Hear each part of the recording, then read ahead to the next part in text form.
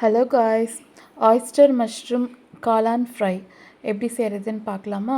இது சுடி சாதம், அப்புறம் ரச சாப்பாடு, தென் சப்பாத்தி, தோசை இது கூடலாம் வச்சு சாப்பிட்லாம். ரொம்ப டேஸ்டியாக இருக்கும். இது பார்த்திங்கன்னா இறகு மாதிரி இருக்கும்ல, அந்த காளான் இது. சரிங்களா? இதுக்கு ஒரு கடாயில் எண்ணெயை ஊற்றி அந்த எண்ணெய் நல்லா காஞ்சதுக்கப்புறமா நம்ம குட்டி குட்டியாக கட் பண்ணி வச்சுருப்போம்ல வெங்காயம், அதை ரெடியாக வச்சுக்கோங்க. இப்போ எண்ணெய் காஞ்சதுக்கப்புறம் 2 பட்டை, கொஞ்சம் சோம்பு எல்லாம் போட்டு லைட்டாக ஒரு ஃப்ரை பண்ணிவிட்டு, அப்புறம் நம்ம கட் பண்ணி வச்சுருக்க வெங்காயம் அதையும் எடுத்து போட்டு ஒரு பிரட்டி விட்டுக்கோங்க. அதுக்கப்புறம் கருகாப்பிலை ஒரு 3 பொடி கருகாப்பிலை போட்டுக்கோங்க. 3 குச்சி, ஓகே. அந்த கருகாப்பிலை போட்டு அதையும் நல்லா ஃப்ரை பண்ணிக்கோங்க.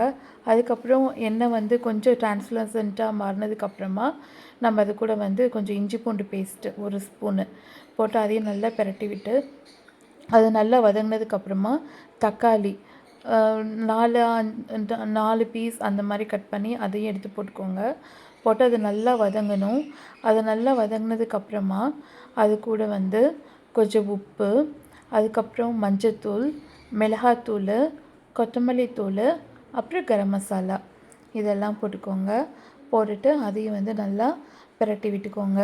அது நல்லா பிரட்டி விடும்போது சப்போஸ் அடி பிடிக்கிற மாதிரி இருக்குது அப்படின்னா நீங்கள் லைட்டாக தண்ணி ஆட் பண்ணிக்கலாம். அது உங்களுக்கு ஆப்ஷனல் தான். தண்ணி வேணுன்னா சேர்த்துக்கலாம், இல்லைன்னா தக்காளியில் இந்த ஜூஸில் தண்ணி வரும் இல்லையா, தக்காளியிலேருந்து, அதனால ஓகே தான். ஸோ இப்போ நான் தண்ணியை லைட்டாக ஆட் பண்ணி நல்லா பிரட்டி விட்டுட்டேன்.